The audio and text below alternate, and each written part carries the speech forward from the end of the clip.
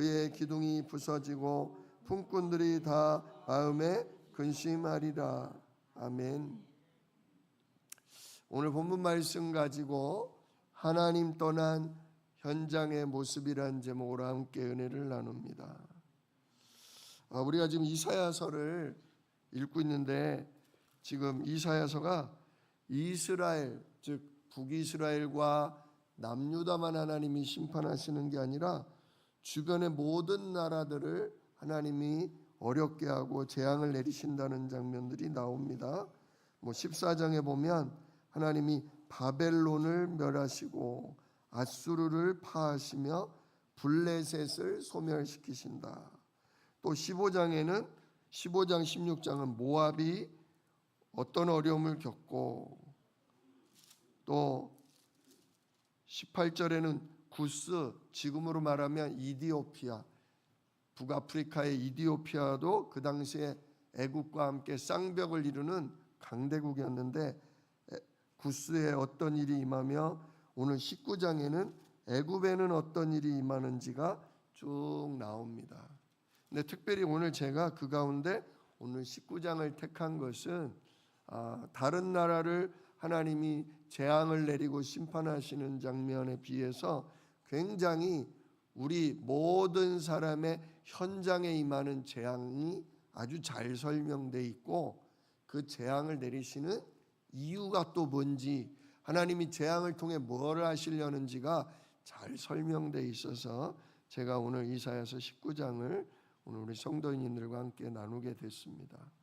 자, 아무튼 오늘 19장 1절은 애굽에 관한 경고라 그러셨어요.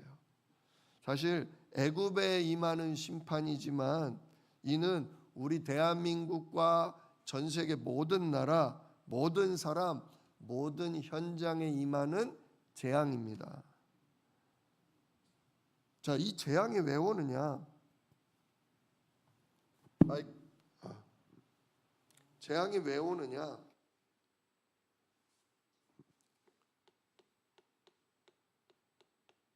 재앙이 오는 이유는 다른 거 없어요. 하나님을 뭐 했기 때문에? 하나님을 떠났기에 임한 거예요. 우리를 돌보시는 누가 없어졌어요? 아버지를 떠난 거예요. 아버지를.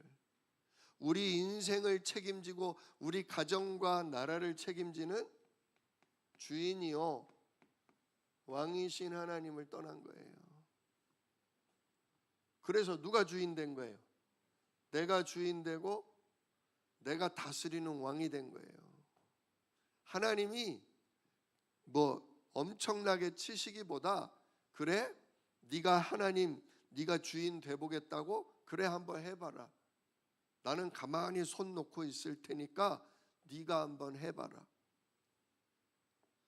하나님 떠난 인생에게 하나님이, 그래, 내가 너에게 아버지의 일을, 주인과 왕의 일을 안 할 테니 네가 다 해봐라. 네가 주인 돼서, 네가 왕이 돼서 다 해봐라. 근데 그때부터 뭐가 오냐? 재앙이 와요. 하나님이 지금 얼마나 날이 덥습니까? 얼마나 태양이 뜨겁습니까? 물론 이래야 곡식이 있겠죠. 이래야 곡식이 있는데 너무 더워요. 더워도.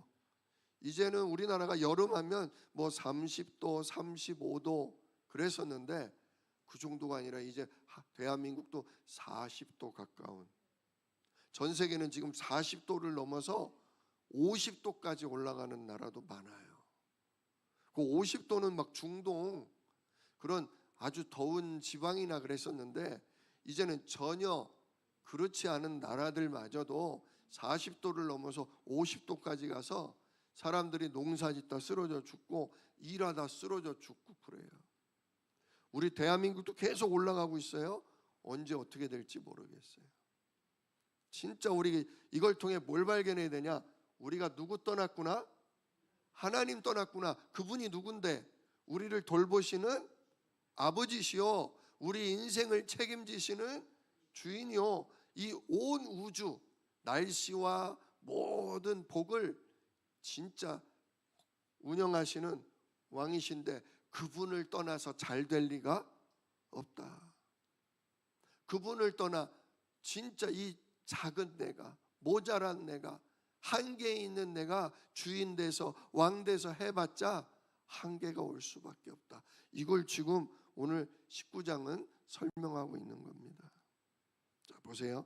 애굽에 관한 경고라. 보라, 애굽의 여호와께서 빠른 구름을 타고 애굽에 임하시리니 애굽의 우상들이 그 앞에서 떨겠고, 하나님이 마치 구름처럼 온 애굽을 덮으시는 거예요.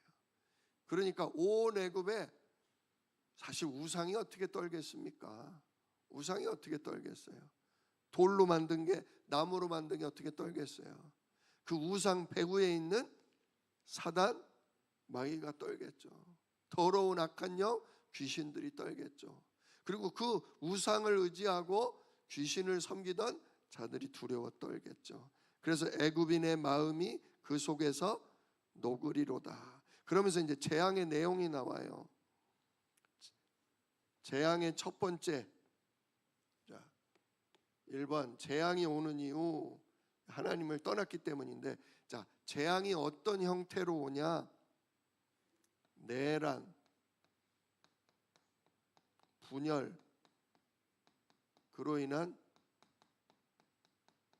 전쟁이 일어납니다. 그래서 2절에 내가 애굽인을 격동하여 애굽인을 치리니 그들이 각기 형제를 치며, 형제가 형제를 치고 이웃이 이웃을 치고 성읍이 성읍을 치며 나라가 나라를 칠 것이라. 이집트가 굉장히 큰 나라거든요. 원래 많은 종족, 부족들이 따로 살고 있었는데 욕심 많은 그런 사람들이 왕이 돼서 자꾸 형제의 나라를, 이웃의 나라를, 다른 성읍을 뭐 하는 거예요? 치고 들어가서 제국을 만들어 가는 거죠. 근데 계속 지금 분열과 전쟁이 일어나는 거예요. 애굽도 왕조가 이렇게 있다가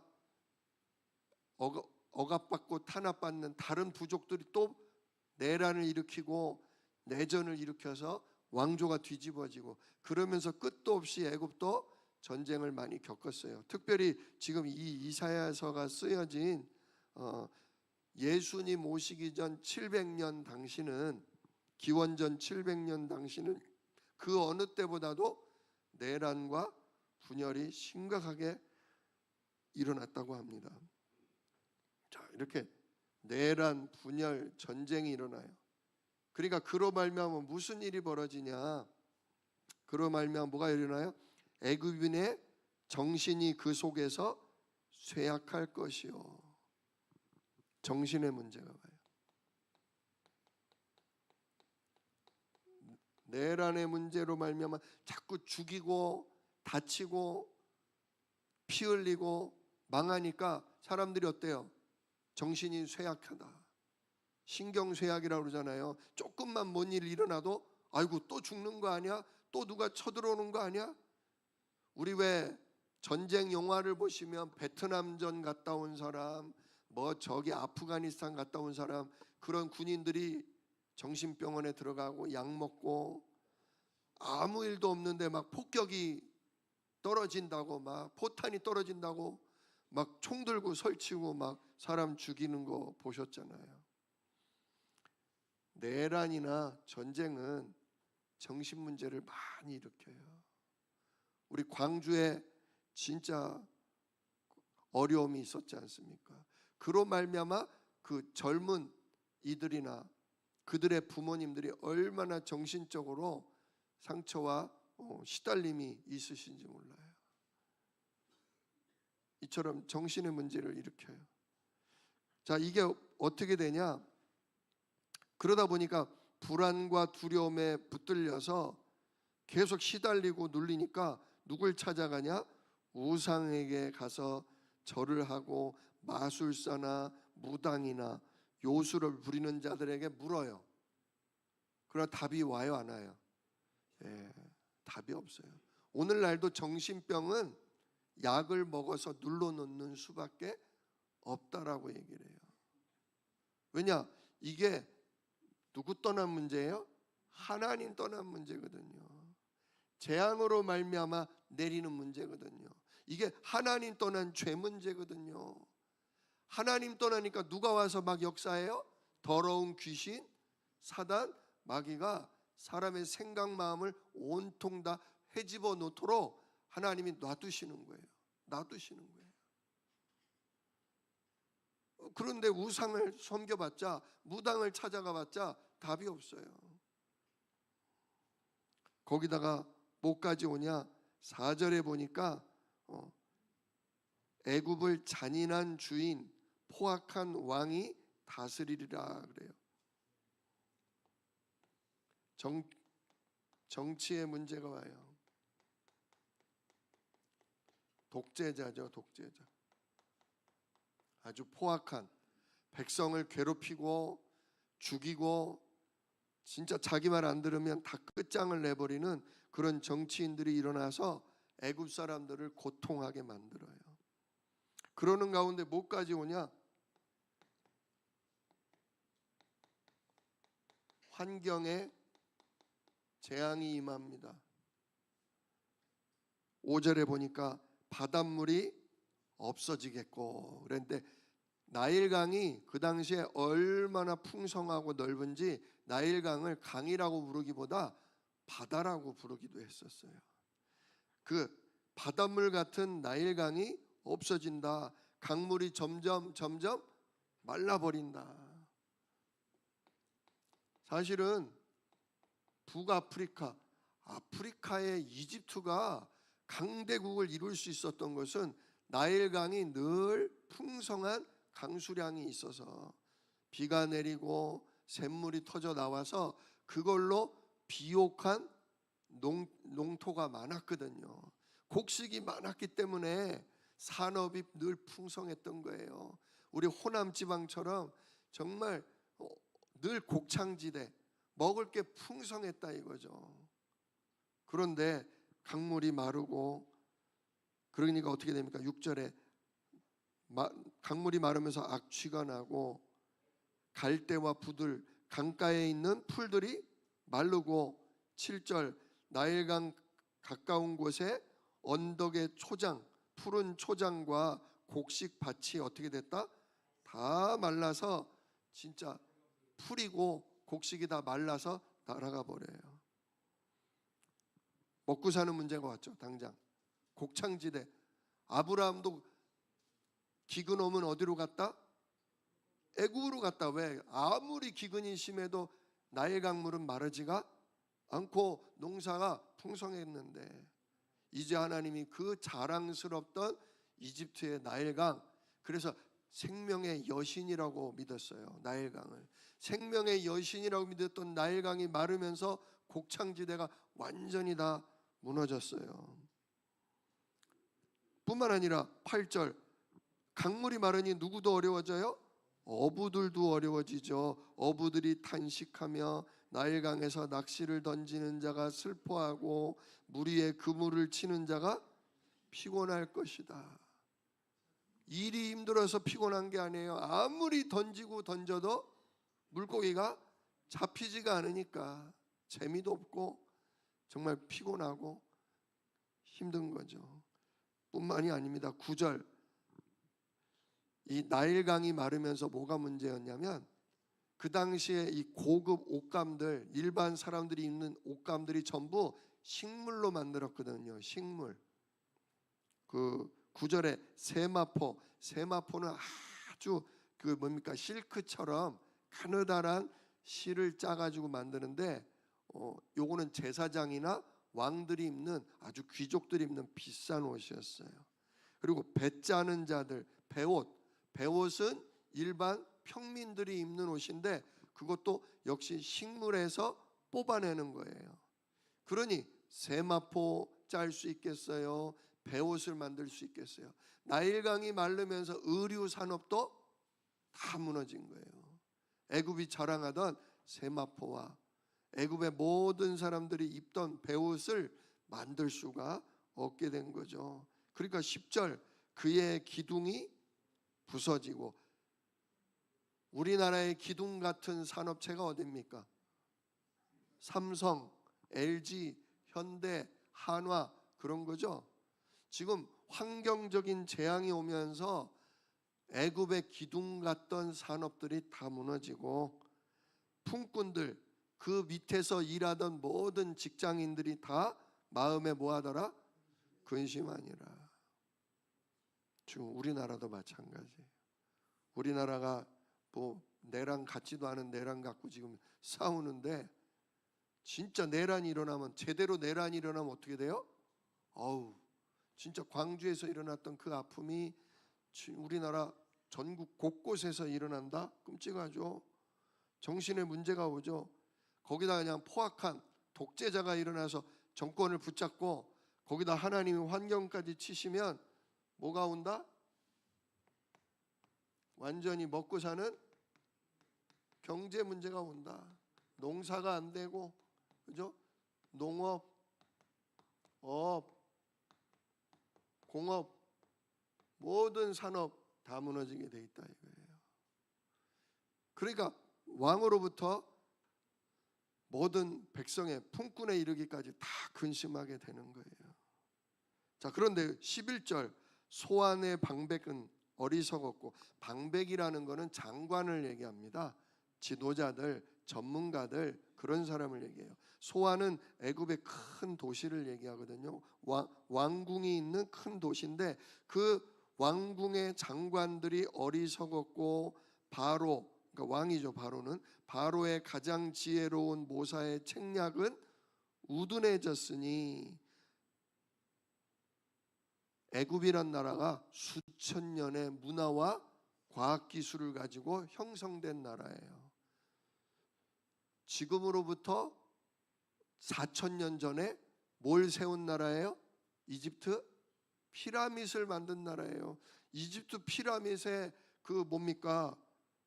벽돌이 아니라 그 돌 하나가 이만해요. 돌 하나가 이만해요. 이만한 돌을 저 산에서 캐다가 깎아가지고 이런 거를 진짜 수억 개를 쌓아서 만든 게 피라밋이에요. 그게 보통 기술이 아닙니다. 이집트는 그렇게 돌이 많은 나라가 아니에요.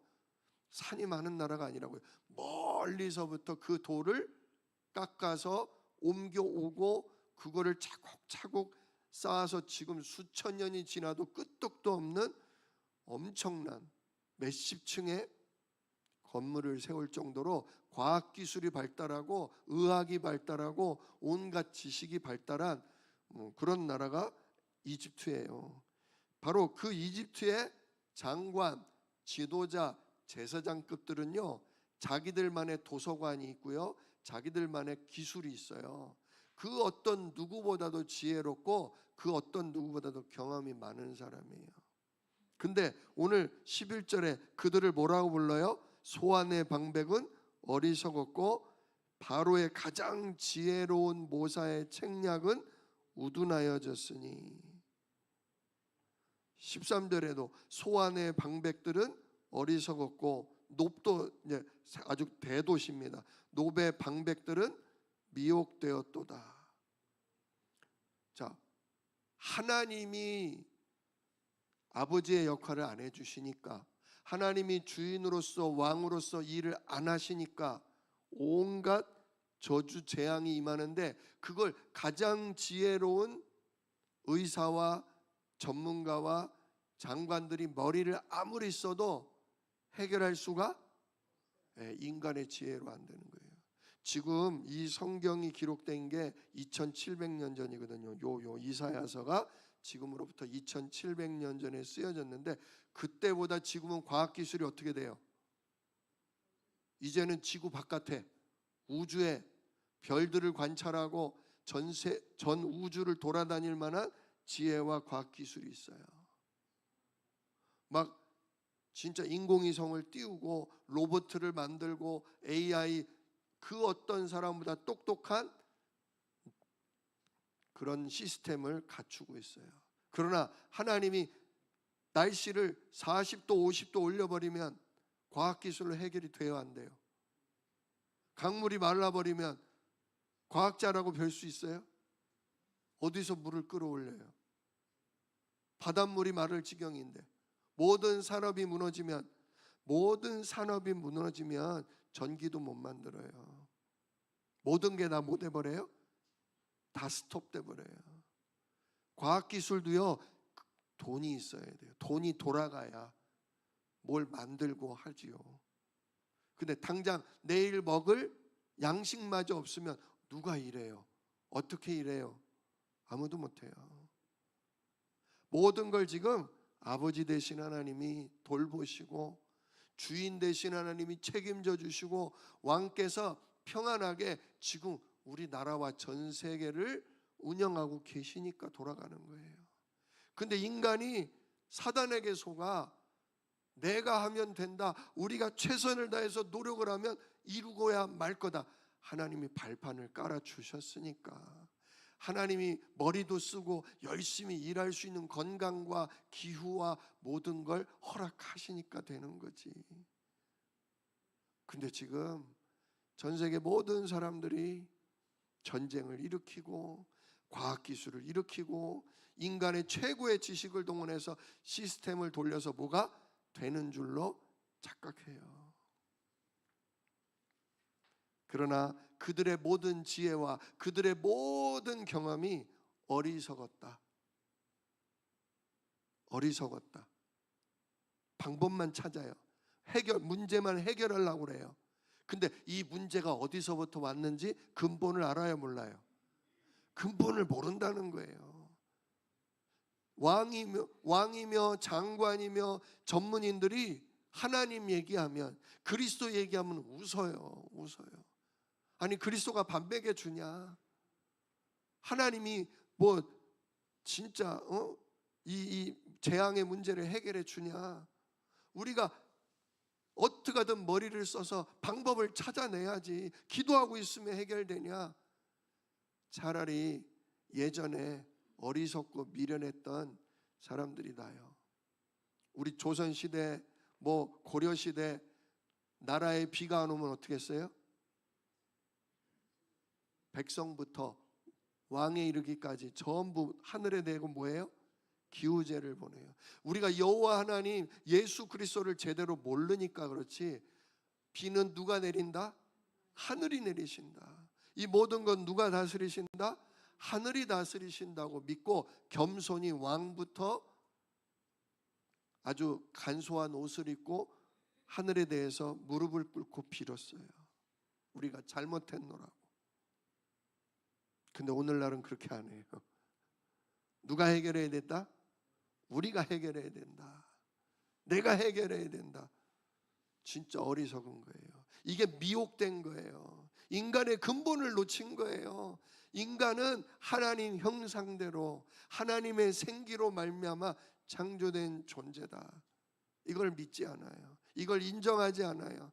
그러니까 하나님이 가면 갈수록, 그래, 내가 아버지의 역할을, 주인과 왕의 역할을 안 하고 지켜볼 테니 니들끼리 해봐라. 예, 발달해요. 기술은 발달해요. 과학은 높아져요. 그러나 하나님이 하시지 않으면, 하나님이 주관하시지 않으면 우리는 아무것도 할 수 없음을 알게 돼요. 그래서 15절, 14절 여호와께서 그 가운데 어지러운 마음을 섞으셨으므로 진리만 못 깨닫는다 이거예요. 그들이 애굽을 매사에 잘못 가게 함이 취한 자가 토하면서 비틀거림 같게 하였으니, 이런 방법을 써도 저런 방법을 써도 하나님이 하셔야 된다는 것만 모른 채 이 방법 저 방법 써보는데 그게 매사에 뭐 하는 거다? 잘못된 방법이다. 누구만 인정 안 해요? 하나님만, 그리스도만 인정 안 해요. 결국 토하면서 비틀거리는 자처럼 모두를 망하게 하는 거예요. 그래서 15절 애굽에서 머리나 꼬리며, 머리는 왕을 얘기하고요, 꼬리는 제사장을 얘기합니다. 우상 숭배하는 제사장. 왕이나 제사장이나 종려나무 가지나, 종려나무 가지는 영화로운 자들, 사람들에게 환영을 받는 그런 자들이나, 갈대는 일반 사람들을 얘기합니다. 갈대나 아무 할 일이 없으리라. 도무지 우리로서는 아무것도 할 수가 없구나, 손을 놓을 수밖에 없는 지경에 이른다는 거죠. 자, 그렇다면 이렇게 하나님이 재앙을 허락하신 이유가 뭐냔 말이에요. 재앙을 허락하신 이유가 뭐냐인 거죠. 그게 16절에 나와요. 그날의 애굽이 뭐와 같을 것이니라? 부녀와 같을 것이니라. 부녀는 부인과 자녀들을, 한마디로 뭐 남녀 차별 그런 관점으로 생각하지 마시고요.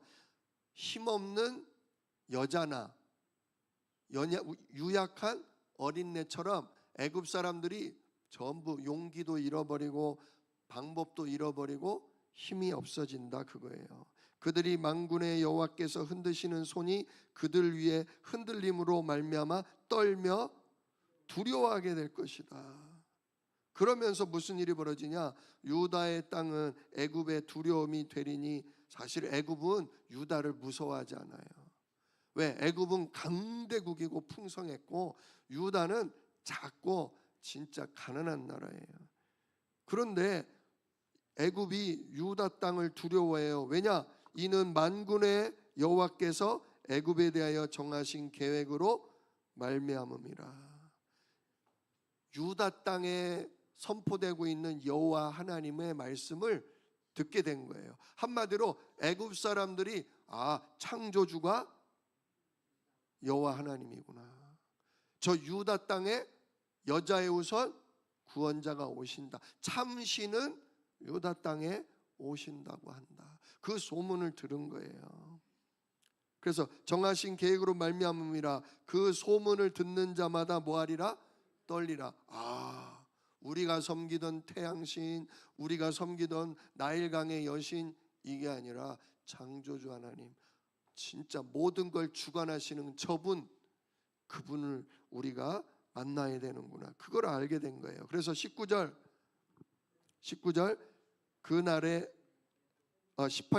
그날에 애굽 땅에 가나안 방언을 말하며, 가나안 방언을 말하며라는 거는 그 뭡니까? 이스라엘 나라 사람들의 말을 배운다는 얘기예요. 왜? 하나님 말씀을 깨달으려면 가나안 방언을 말하며 만군의 여호와를 가리켜 맹세하는 5 성읍이 있을 것이며, 19절 그날의 애굽 땅 중앙에는 여호와를 위하여 뭐가 있겠고? 제단이 있겠고. 그래서 진짜 여호와 하나님의 말씀을 들은 애굽 사람들이 자기네 나라 땅 중앙에 뭘 세운다? 제단을 세운다. 어린 양 피제사 드리는, 한마디로 교회를 세운다는 거예요. 그리고 그 변경은 주변 변두리죠. 중앙에는 교회가 세워지고 변경에는 여호와를 위하여 뭘 세울 거다? 기둥을 세울 거다.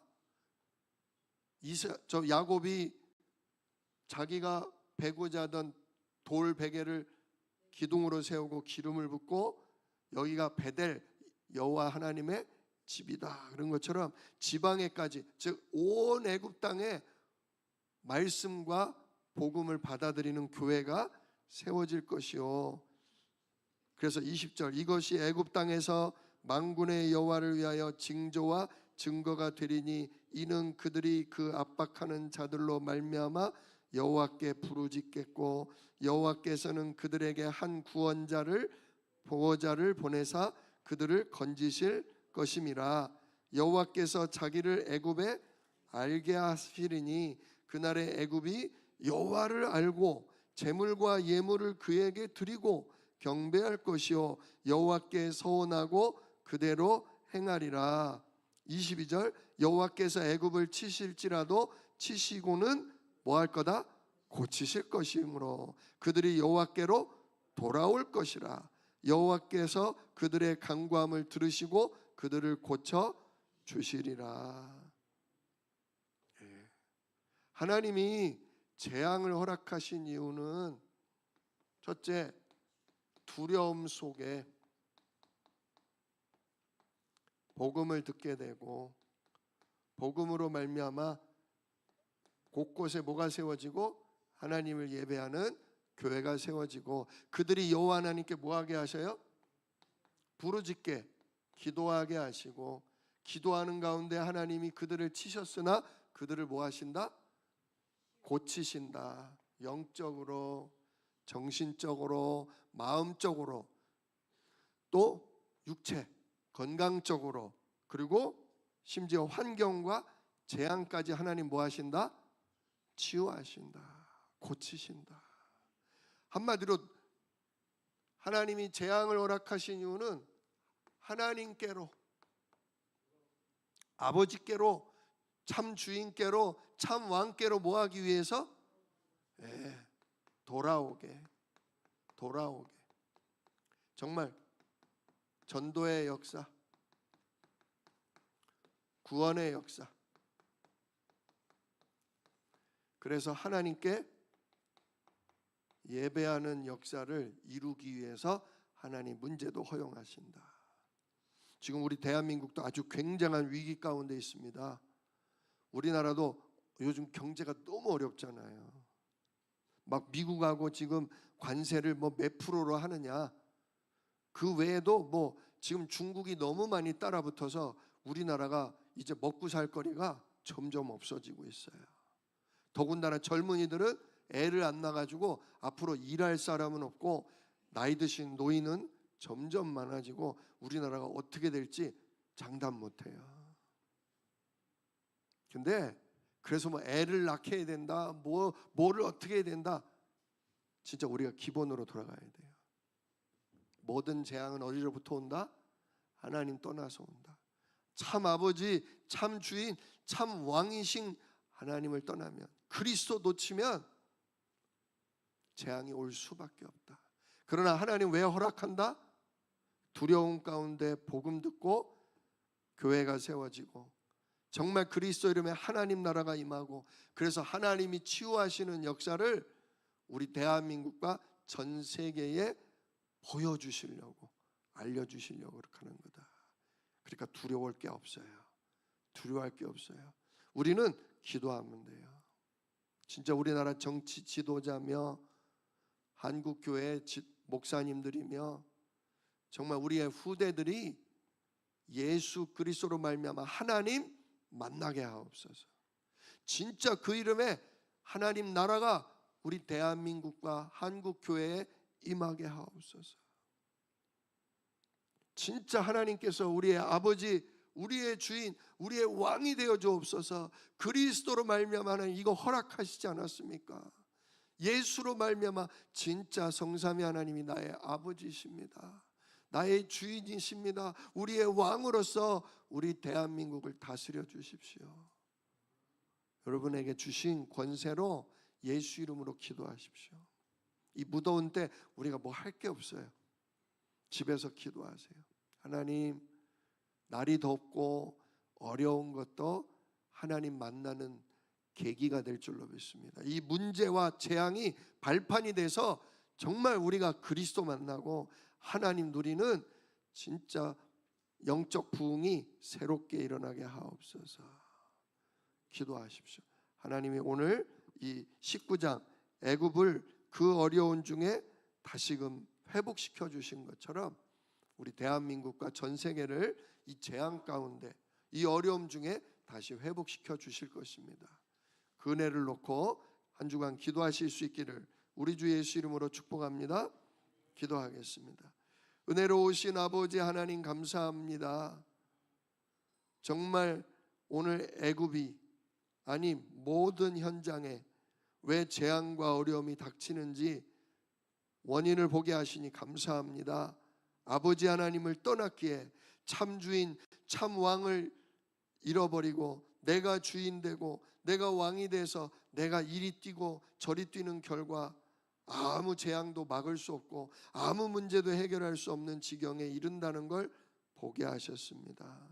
그러나 이거는 우리를 죽이고 우리를 멸망시키려 함이 아니라 우리에게 생명을 주고 우리에게 참된 구원을 얻게 하려는 하나님의 은혜인 줄 믿습니다.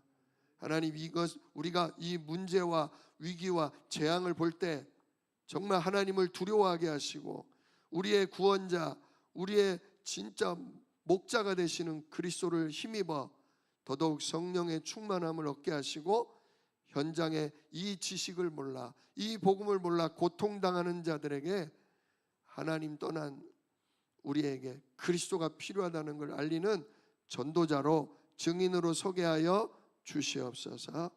예수 그리스도의 귀하신 이름으로 기도드리옵나이다. 아멘. 이제는 우리 주 예수 그리스도의 은혜와 아버지 하나님의 크신 사랑하심과 성령의 내주인도 가르치시는 역사가 오늘 이 복음의 말씀을 듣고 현장의 고통을 알며 그 답을 알게 된 모든 성도들 머리 위에 이제로부터 영원토록 함께 계실지어다. 아멘.